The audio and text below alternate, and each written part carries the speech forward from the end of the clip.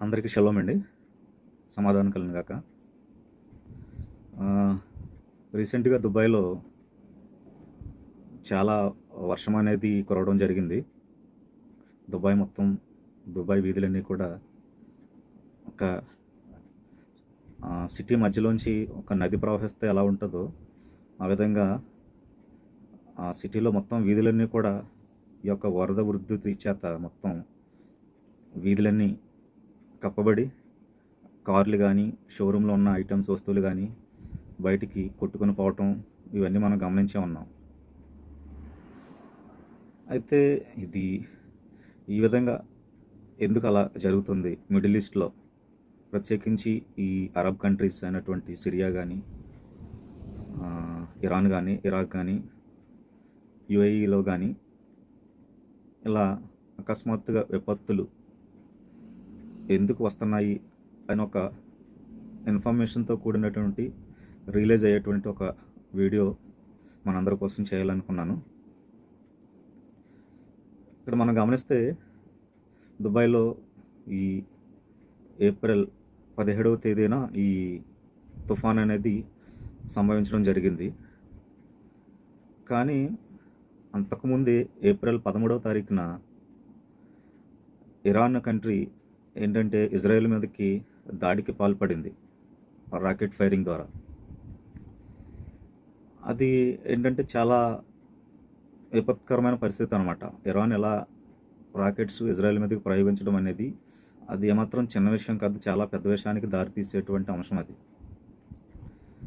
So ఆ రోజున Iran Israel మీద దాడి చేసినది ఏంటంటే యూదులు పవిత్రంగా చేసుకునేటువంటి షబ్బాత్. ఆ రోజున ఇరాన్ ఇలా చేసిందనమాట. ఎప్పుడు కూడా అరబ్ కంట్రీస్ ఇజ్రాయెల్ మీద దాడి చేసేటప్పుడు ప్రత్యేకించి యూదుల పండుగలు అయినటువంటి షబ్బాత్ టైంలోనో, లేకపోతే పస్కా పండుగలో కానీ, సుక్కోత్ పండుగలో కానీ, ఇటువంటి పండుగలు ఉన్నటువంటి రోజుల్లోనే ఎక్కువగా వీళ్ళు ఇజ్రాయెల్ మీదకి దాడికి పాల్పడుతూ ఉంటారన్నమాట. అయినప్పటికీ ఇజ్రాయెల్ వాటిని ఎంతో సమర్థవంతంగా ఎదుర్కోవటం అనేది ఎప్పుడు మనం చూస్తూనే ఉంటున్నాం.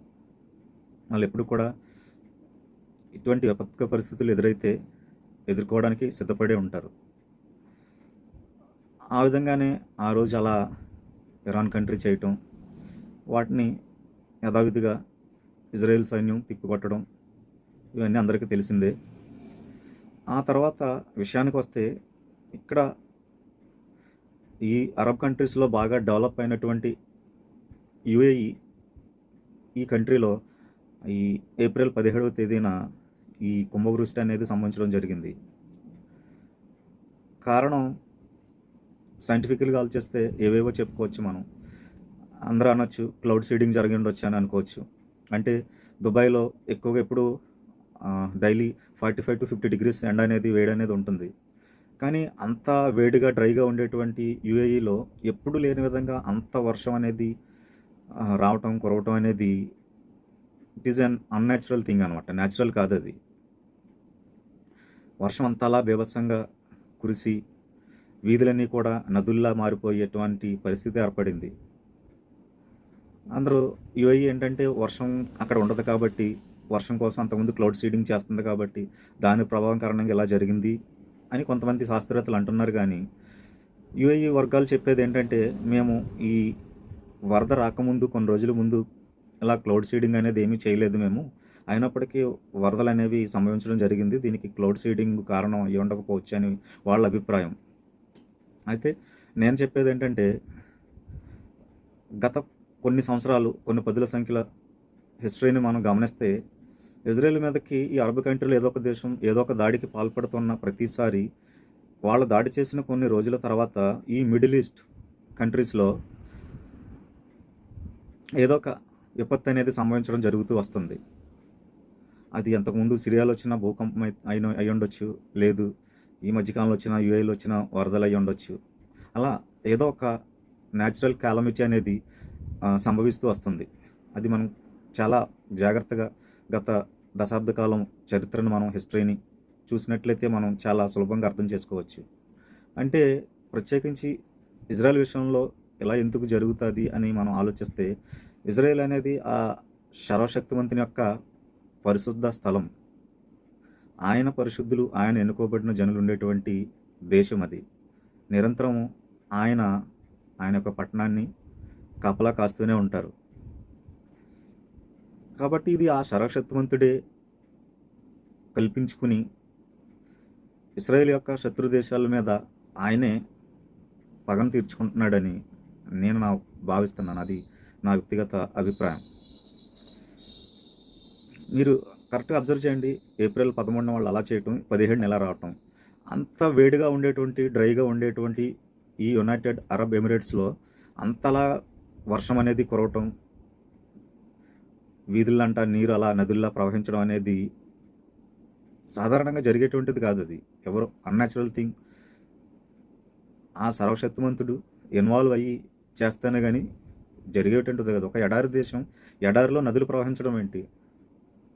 ఎడారిగా ఉన్నటువంటి దేశంలో నదుల్లా నీరు ప్రవహించేంతగా వర్షం కురవడం ఏంటి? మనం గత చరిత్రలో కూడా చూసుకుంటే ఇశ్రాయేలీలు ఐగుప్తు దేశంలో దాసత్వంలో ఉన్నప్పుడు, బానిసత్వంలో ఉన్నప్పుడు కూడా ఐగుప్తీయుల్ని చేతిలోంచి ఇశ్రాయేలీని మోషే విడిపించాలని పూనుకున్న సమయంలో ఫరో రాజు వీళ్ళని వెళ్ళనియక అనేక రకాలుగా ఇశ్రాయేలీల్ని ఇబ్బందులకు గురి చేస్తాడు. అటువంటి టైంలో ఆ సర్వశక్తిమంతుడు ఐగుప్తు దేశం మీదకి 10 రకాలైనటువంటి తెగుళ్లను రప్పిస్తాడు. ఆ 10 రకాల తెగుళ్లలో మిడతలను పంపించడం, ఈ మిడతలు వచ్చి పంట పొలాలన్నింటిని కూడా పాడు చేయటం, అలాగే కప్పలను రప్పించడం, ఆ కప్పలన్నీ కూడా వాళ్ళ ఎండల్లోకి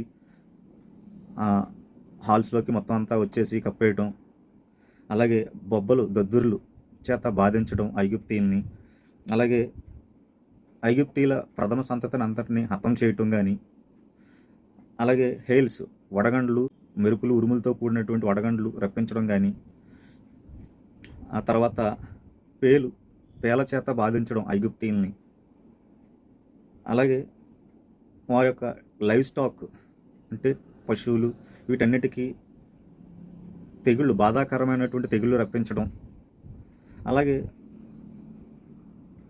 నీటిని రక్తంగా మార్చడం, ఇటువంటి 10 రకాలైనటువంటి తెగుళ్ళని ఆయన ఐగుప్తు దేశం మీదకి రప్పించారు అప్పుడు ఆ సర్వశక్తిమంతుడు.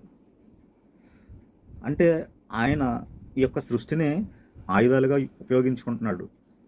తన జనుల మీదకి ఎవరైతే తిరుగుబాటు చేస్తారో, విద్వేషము కక్ష పెట్టుకుని తన జనులైన ఇశ్రాయేలుని ఎవరైతే ఇబ్బందులకు గురి చేస్తారో వారిని యొక్క సర్వశక్తిమంతుడు ఆ విధంగా హెచ్చరించి ఆయన జనుల జోలికి పోవద్దని అందరికీ ఈ యొక్క హెచ్చరికలను జారీ చేస్తున్నాడు. అయినప్పటికీ వారు ఆయన యొక్క హెచ్చరికలను కాదని ఇశ్రాయేలు మీదకి తిరుగుబాటుకి పూనుకుంటున్నారు. ఇక నేను చెప్పదలుచుకుంది ఏంటంటే, ఈ మిడిల్ ఈస్ట్ కంట్రీస్లో జరుగుతుందంతా కూడా ఏదో న్యాచురల్గా జరుగుతుందైతే కాదు. దాని వెనకాల ఆ సర్వశక్తివంతుడైనటువంటి ఇశ్రాయేలీల దేవుడు ఇన్వాల్వ్ అయి ఉన్నారు అందులో. కాబట్టి అందరూ కూడా ఇశ్రాయేలు యొక్క క్షేమం కొరకు ప్రార్థన చేయాలని, పరిశుద్ధ పట్టణం గురించి, ఆయన యొక్క జనుల గురించి ఎవరైతే ప్రార్థన చేసి ఆశీర్వదిస్తారో ఆ సర్వశక్తివంతుడు తిరిగి వాళ్ళని కూడా బ్లెస్ చేస్తాడు, ఆశీర్వదిస్తాడు. అందరికీ షలోం.